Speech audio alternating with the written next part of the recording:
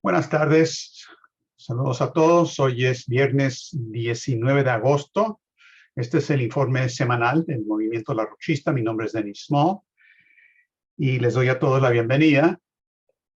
Vamos a hablar de cuadro estratégico y en particular del tema ¿por qué urge hablar sin pelos en la lengua?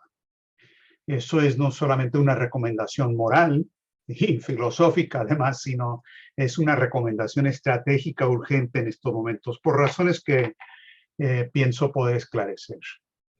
Ahora, el tema empieza con el asunto de que estamos a 51 años del aniversario del 15 de agosto de 1971, cuando Nixon, como títere de los banqueros de Wall Street y la City de Londres, cambia el sistema financiero internacional y establece un sistema de tipos de cambio flotantes, es decir, de especulación total, rompe cualquier vínculo del dólar con el sistema de reserva oro e impone un sistema de austeridad drástica dentro y fuera de Estados Unidos para tratar con eso de apuntalar la burbuja financiera que establecieron y que sigue creciendo.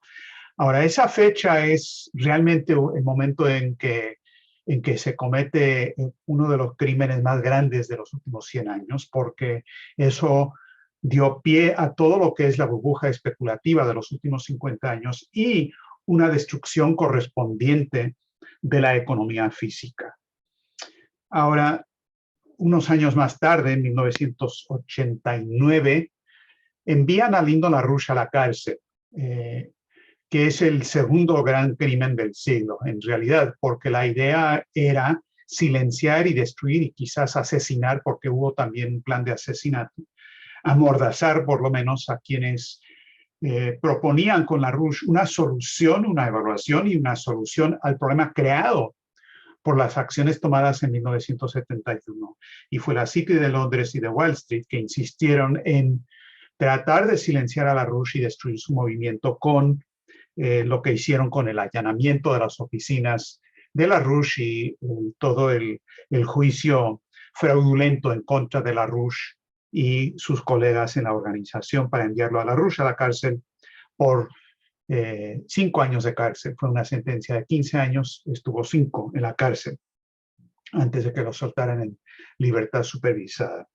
Ahora, enfatizo esto de entrada porque este año, de aquí a menos de un mes, el 8 de septiembre, es el centenario del nacimiento de Lyndon LaRouche. Él falleció hace 3 años y vamos a aprovechar este aniversario, este centenario de su nacimiento, para realizar una conferencia internacional del Instituto Schiller, que va a ser una conferencia, creo yo, decisiva para incidir en esta crisis estratégica donde se requiere hablar sin pelos en la lengua. El tema de la conferencia es inspirar a la humanidad para que sobreviva a la mayor crisis de la historia del mundo. Es una conferencia de 2 días, del 10 y el 11 de septiembre. El primer panel, que va a tener el discurso principal de Helga Sepp-LaRouche, esto empieza a las 10 de la mañana, hora de Washington, es sobre ese tema de cómo inspirar a la humanidad para que sobreviva a la mayor crisis de la historia del mundo. El segundo panel es sobre defender el derecho a deliberar, denunciar a las listas negras y la obstaculización de la búsqueda de la verdad, que tiene que ver con este tema de hablar sin pelos en la lengua. Ahorita voy a abundar sobre ese tema de los intentos de amordazar y silenciar a cualquier persona que se atreva a discrepar con la narrativa, entre comillas, del establishment financiero internacional, especialmente sobre el tema de Ucrania y Rusia y el tema de China. El domingo, el primer panel va a ser una reunión, una presentación muy importante sobre la inauguración, la presentación de la Biblioteca LaRouche, la Biblioteca Digital LaRouche, que al final de cuentas va a incluir todos los escritos y todos los videos de Lyndon LaRouche, que es una cantidad enorme de obras de LaRouche de un nivel realmente singular que van a estar en esa página.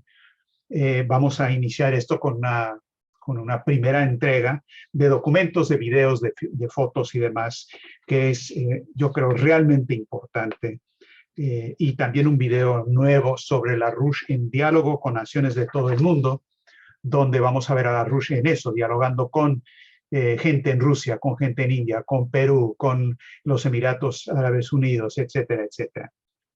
Ahora, esto como la manera en que estamos incidiendo en el cuadro estratégico, porque tenemos una situación donde, francamente, la situación está empeorando. El establishment actual, el sistema actual, está cada vez con mayor desesperación sobre la bancarrota que están viviendo, pero a la vez con esa desesperación viene un tremendo peligro que ellos están agravando en varios teatros de esta batalla a nivel internacional. Por ejemplo, en China, después de la visita de Nancy Pelosi, han habido más visitas de congresistas de Estados Unidos para seguir con las provocaciones intencionales en contra de China.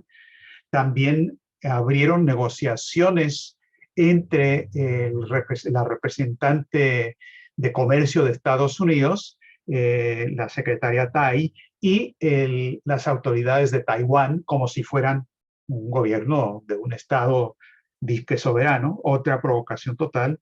Luego tenemos la situación de Rusia, que vamos a repasar, de provocación tras provocación en la situación de Ucrania, en particular el peligro que se ve, un peligro inmediato en torno a la nucleoeléctrica de Zaporizhia y el intento de Ucrania de causar un incidente internacional.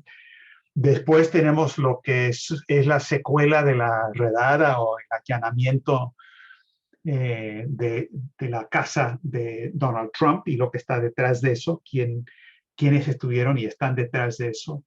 Una provocación total con 40 agentes del FBI. Nada comparado con lo que utilizaron en contra de LaRouche en 1986, porque a nosotros nos tocó 400 agentes armados del FBI con helicópteros y carros blindados y todo lo demás. Y también seguimos padeciendo la situación de un crack financiero internacional. Ahora, ante todo este cuadro, creo que lo más importante de esta semana es lo que dijo Vladimir Putin y la manera en que lo dijo en la 10ª conferencia sobre seguridad internacional en Moscú. Y voy a tomarme la libertad de leerle unos 2 o 3 párrafos de lo que Putin dijo por esas dos razones, porque lo que dice es una evaluación, a mi parecer, muy certera, si bien limitada, porque no aborda la parte económica, pero muy al punto sobre lo que está pasando estratégicamente. Y también quiero recalcar la manera en que está hablando y lo que está diciendo Putin, que es muy diferente a lo que solemos escuchar. Es decir, Putin sí está hablando sin pelos en la lengua y eso en sí tiene una importancia singular, de no hablar con rodeos en este momento tan decisivo. Dijo lo siguiente en esta 10ª conferencia, dijo: la situación en el mundo está cambiando dinámicamente y los contornos de un orden mundial multipolar están tomando forma. Dijo: un creciente número de países y pueblos están eligiendo un camino de desarrollo libre y soberano, fundamentado en su propia identidad, tradiciones y valores. Y luego pasa a evaluar la situación. Dice: a estos procesos objetivos se oponen las élites globalistas occidentales, que provocan caos, avivando conflictos antiguos y nuevos, y procuran la mentada política de contención, que en realidad equivale a la subversión de cualquier opción de desarrollo alternativo y soberano. Dijo: de este modo están haciendo todo lo posible para mantener la hegemonía y el poder que se les escapa de las manos. Intentan retener a los países y a los pueblos en las garras de lo que es esencialmente un orden neocolonial. Su hegemonía significa estancamiento para el resto del mundo. Yo diría que es mucho peor que estancamiento. eh, y para toda la civilización. Significa oscurantismo, eso sí, significa oscurantismo, cancelación de la cultura y el totalitarismo neoliberal. Y luego pasa a hablar directamente de Estados Unidos. Estados Unidos y sus vasallos interfieren burdamente en los asuntos internos de los estados soberanos, organizando provocaciones, organizando golpes de Estado o incitando guerras civiles. Pasa a detallar cómo ocurre eso. No está hablando de la manera más cortés y guardando distancia y cuidándose de lo que dice. Está hablando con una franqueza total y francamente muy refrescante. Y en particular luego dice que la correría de Estados Unidos hacia Taiwán no se trata solamente de un viaje de un político irresponsable, o sea, Nancy Pelosi, sino que es parte de la deliberada estrategia estadounidense con todo propósito diseñada para desestabilizar la situación y sembrar el caos en la región y en el mundo. Es una manifestación descarada de la insolencia e irrespeto hacia otros países y hacia sus compromisos internacionales. Lo consideramos como una provocación planeada minuciosamente. Y luego pasa a terminar hablando de que todo esto tiene la intención de desviar la atención en cada uno de estos países de Occidente, de sus propios ciudadanos, de los acuciantes problemas socioeconómicos, como la caída en picada del nivel de vida, el desempleo, la pobreza y la desindustrialización. Y termina diciendo, todos estos desafíos son globales y por tanto sería imposible superarlos sin combinar los esfuerzos y potencialidades de todos los estados. Ahora, yo creo que esto es absolutamente correcto, lo que dice, hasta donde llega en la discusión. Tendríamos que ampliar la evaluación hablando de la crisis sistémica de desintegración de un sistema especulativo que no tiene opción sino la de provocar estas guerras. Pero como descripción va exactamente al punto y no anda con rodeos para nada. Ahora, ¿por qué es tan necesario esto? Porque es importante decir la verdad. Aunque sea difícil, aunque sea peligroso, aunque la gente objete, aunque la gente piense que eso es una falta de cortesía, una falta de respeto a las opiniones de cada persona, que es políticamente incorrecto, hay que decir la verdad. Estamos en un momento tan peligroso que si no hacemos eso, no hay posibilidad alguna de encontrar soluciones.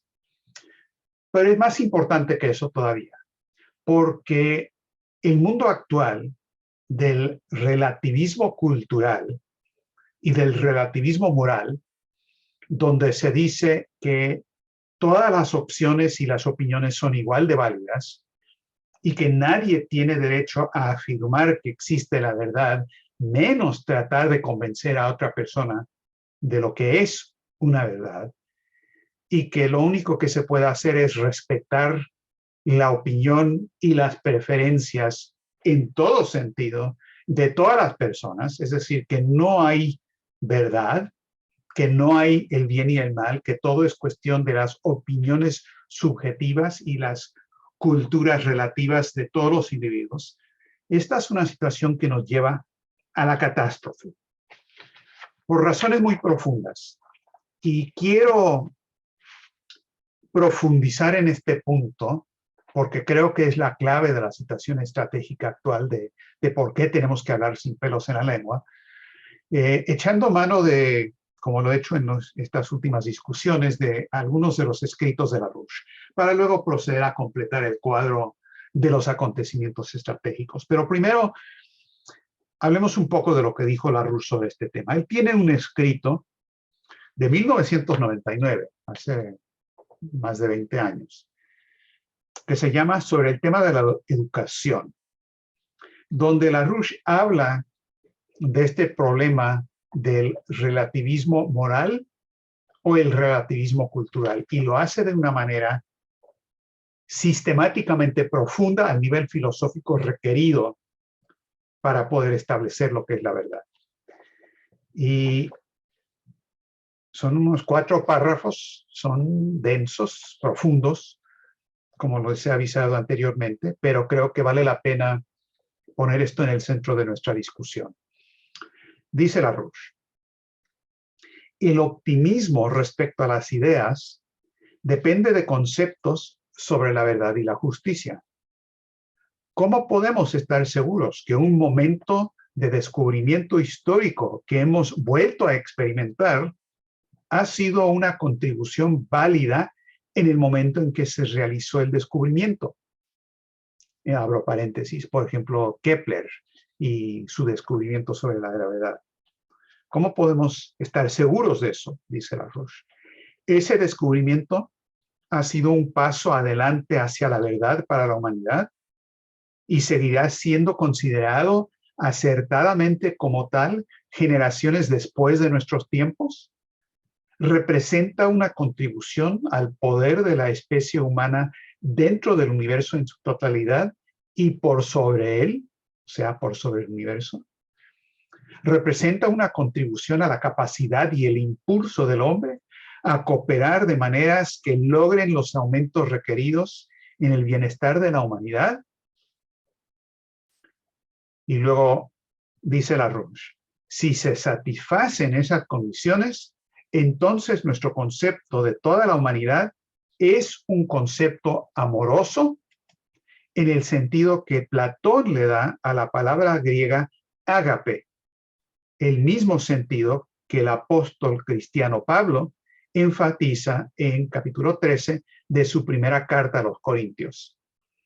Actuar en base a ese concepto de la humanidad pasada, presente y futura, en tanto experimentamos ese concepto dentro de nosotros mismos, es la base para el optimismo histórico respecto a la humanidad en general y nuestra propia existencia también. Y luego sigue Larouche. ¿Qué pasa entonces si quitamos esa cualidad de optimismo, como lo hacen los positivistas y los existencialistas? ¿Qué ocurre si introducimos el pesimismo patológico de Hobbes, Locke, Nietzsche o Heidegger?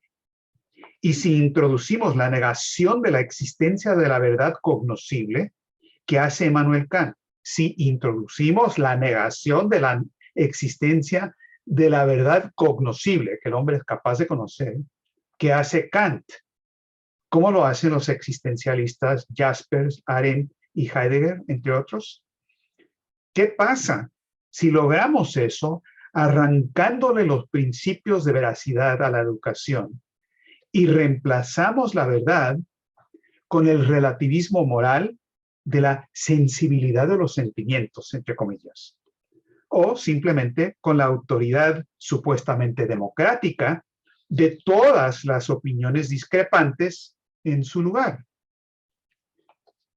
Y termina Larouche diciendo lo siguiente: el resultado de tal extirpación de los cimientos del optimismo es que se convierte a los niños en adolescentes y adultos hombres bestia. Ese ha sido el efecto acumulado de las últimas 2 generaciones de desmoralización sistémica de nuestros sistemas educativos. De seguir en esa misma dirección por otra generación, ojo, lo escribe en el 1999, de seguir en esa misma dirección por otra generación, garantizaríamos la eliminación mínimamente temporal de todo lo que justamente se podría describir como vida civilizada. Cierra comillas. Y con eso terminó la cita de Larouche. Entonces, el tema de poder decir la verdad, de hablar sin rodeos y sin pelos en la lengua, es de importancia fundamental respecto al concepto del hombre y la idea de que la verdad existe y es cognoscible para el hombre. No solamente que existe una verdad, porque mucha gente dice, sí, existe una verdad, pero el hombre nunca lo puede conocer. Esto es una vieja idea de los gnósticos, por ejemplo. La idea de que todo es misterio, que la ciencia y el conocimiento de la creatividad del creador Son dos cosas totalmente diferentes, que fe y ciencia son cosas antitéticas, que por supuesto no dice San Agustín, ni Platón, ni Nicolás de Cusa, ni nadie que sea un verdadero humanista. Pero el concepto del hombre es fundamental en este sentido. Entonces, esto creo es fundamental para abordar la situación actual. Ahora, retomando lo que es el cuadro estratégico específicamente, rápidamente, la situación de Ucrania, más peligroso que hace una semana cuando hablamos.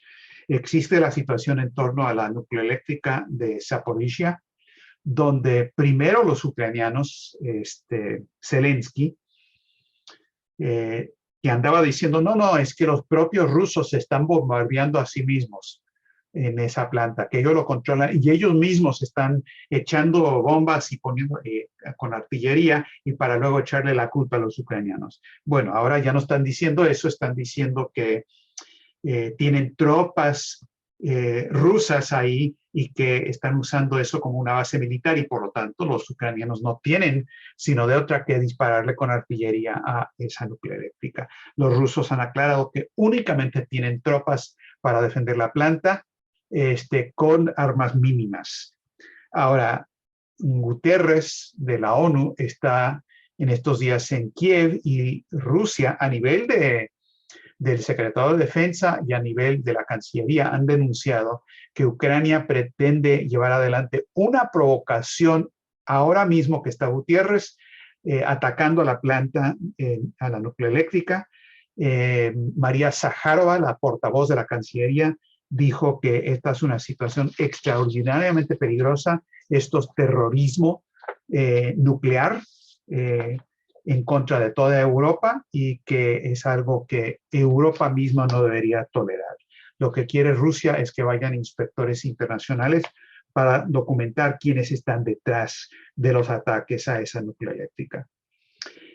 Además de lo que dijo Zaharova sobre este terrorismo nuclear, la persona de la Cancillería rusa encargada de asuntos norteamericanos, es decir, el encargado de Estados Unidos, Alexander Darkiev, esta semana repitió lo que ya habían dicho los rusos sobre qué condiciones pueden llevar a un rompimiento diplomático completo. Y Darkiev solamente estaba repitiendo lo que ya había dicho Lavrov y el propio Putin. Dijo, cualquier posible incautación de activos rusos, no simplemente tomar control, sino incautarlos, robárselos, por parte de Estados Unidos, destruirá por completo la relación bilateral de Moscú con Washington. Es decir, podría llevar a una ruptura diplomática. Otra situación es si Estados Unidos y otros países denuncian a Rusia como un estado protector del terrorismo.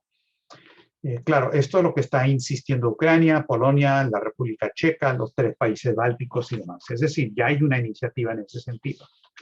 El canciller ruso, el embajador ruso en Estados Unidos, Anatoly Antonov, visitó el Departamento de Estado esta semana. Eso es una noticia, por cierto, porque nadie habla con Antonov. O sea, hay casi un rompimiento de relaciones, pero él fue al Departamento de Estado para negociar y explicar por qué le tienen que dar una visa de entrada al país, al canciller Lavrov, para que pueda ir a la reunión de las Naciones Unidas, porque él piensa estar ahí para toda la Asamblea General.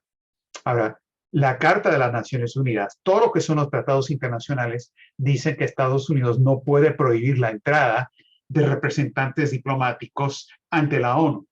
Pero en el caso de Rusia, bueno, las reglas no se aplican. Entonces anda en eso. Antonov dijo que hemos llegado a una situación deplorable en las relaciones, que ha habido un alto casi total en las relaciones. Y habrá que ver hasta dónde procede esto. La guerra cultural, bueno, hemos llegado al punto de que Ucrania, Polonia, otros países están cancelando cualquier cultura rusa. Ana Netrebko, que es una de las más impresionantes cantantes de ópera a nivel internacional, una soprano de primer nivel, no puede cantar casi en toda Europa a estas alturas. Lo mismo con el gran conductor de la orquesta rusa Gergiev, y hasta la música de Tchaikovsky se está prohibiendo, porque Tchaikovsky pues fue ruso, ¿no? Entonces, además de eso, hay ya sabotaje en Crimea. Esto es muy preocupante porque, bueno, los rusos dicen que estos son accidentes, lo mismo que dijo que el hundimiento del buque Moskva había sido un accidente. ¿Por qué? Porque si dicen que esto fue una acción directa de Ucrania o de otros países, es una declaración de guerra. Y hasta el momento no han querido declararle la guerra a Ucrania, no han querido declararle la guerra a Estados Unidos ni a los otros países. Están tratando de lograr condiciones donde pueden reducir el nivel de tensión. Ahora, les platicaba antes de empezar esta charla que Henry Kissinger esta semana dijo algo acertado, impresionante. Esto sí es noticia. Hasta Kissinger está advirtiendo del peligro de una guerra nuclear. Él dijo en una entrevista con el diario Wall Street Journal el viernes 12 de agosto, dijo lo siguiente: estamos al borde de la guerra con Rusia y China por cuestiones que en parte hemos creado nosotros, sin ningún concepto de cómo va a terminar esto o a qué se supone que va a llevar. Ahora, cierra comillas. Ahora, esto es verdad, pero la ironía aquí es que el propio Kissinger es uno de los autores de las políticas de equilibrio de poder y geopolítica británica que nos han llevado a la situación actual. Entonces, cuando dice que nosotros hemos creado, pues mejor hubiera dicho que yo he creado o que yo he ayudado a crear. Y él siempre actuando como agente británico, como él dijo en 1982 en el Real Instituto de Asuntos Internacionales, la Chatham House. Kissinger se jactó, y esto es una cita: en mi encarnación en la Casa Blanca, mantuve entonces al Ministerio de Asuntos Exteriores británico mejor informado y más involucrado estrechamente que al Departamento de Estado estadounidense. Ante confesión de parte, relevo de pruebas. Henry Kissinger, agente de influencia de los británicos, como siempre hemos dicho. Ahora, esto es interesante porque hay claramente facciones y rupturas dentro de Estados Unidos, y muchos de los cuales ahora están girando en torno a las actividades del Instituto Schiller. Como saben, el Centro en contra de la Desinformación de Ucrania, es decir, el grupo que nombra a las personas que están en la lista negra de los ucranianos, es decir, para que lo pone en peligro de guerra, muy sencillamente, en que están 72 personas, casi la mitad miembros o participantes en conferencias del Instituto Schiller. Hay una carta abierta al Congreso de Estados Unidos que está circulando a las 6 comisiones encargadas de estos asuntos internacionales, exigiéndoles que investiguen el apoyo financiero de Estados Unidos a este instituto y al gobierno de Ucrania, que está poniendo en la lista negra a ciudadanos estadounidenses y otros, que es una violación de la Constitución. Es una carta muy buena, no se la voy a leer, pero la pueden encontrar en la página de resumen ejecutivo, pero quienes firman es una lista de personas muy importantes, además de las personas obvias del Instituto Schiller, como por ejemplo Jason Ross y Diane Sayre. Están Scott Ritter, el ex inspector general de las Naciones Unidas sobre armas en Irak, denunciante de las guerras. Graham Fuller, 25 años como agente de inteligencia de la CIA, ahora que se opone a estas guerras. El coronel retirado Richard Black, que muchos de ustedes conocen, y así por el estilo. Entonces vamos a poner mucha presión sobre el Congreso de Estados Unidos con esta iniciativa. Y esto está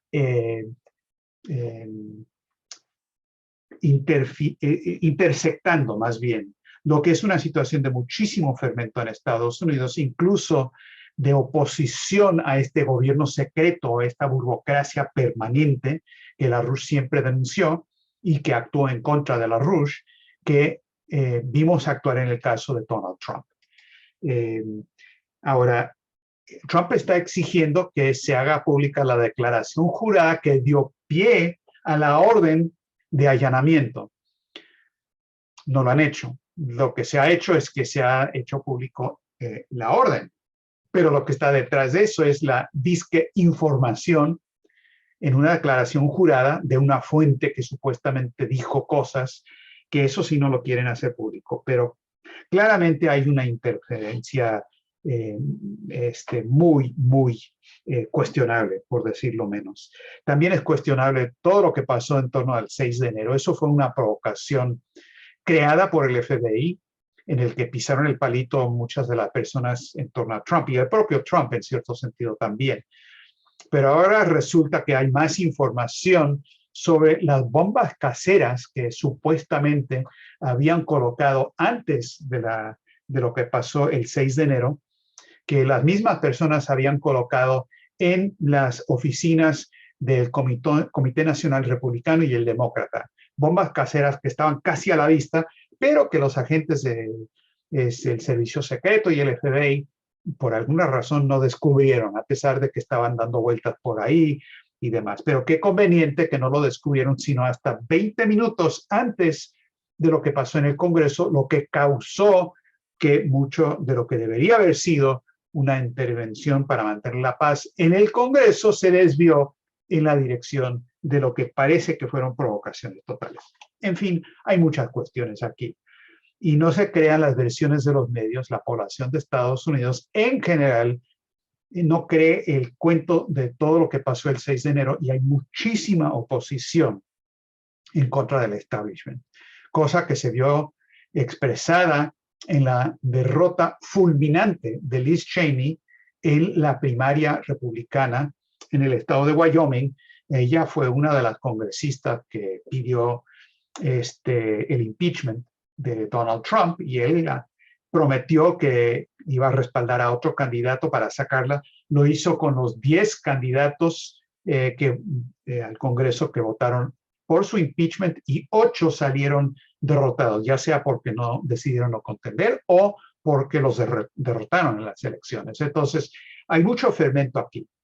Yo no estoy diciendo que eso es una solución, no lo es simplemente una expresión de fermento, pero si combinamos eso con lo que Lyndon LaRouche siempre planteó, siempre sin pelos en la lengua, siempre sin dar rodeos y además presentando la manera en que la verdad es cognoscible y podemos llegar a conocer esa verdad y actuar sobre eso en el área de economía, en el área de estadismo, en el área de cultura, en el área de política. Existe la posibilidad de regresar a ese principio universal de creatividad dentro del universo, que es el concepto clave y decisivo, hecho algo práctico en la vida cotidiana de la vida política de todos los países del planeta, que se va a expresar en esta próxima reunión del Instituto Schiller, que es la clave para llegar a una solución de lo que de otra manera es una crisis existencial de supervivencia de la especie humana. Gracias por su atención.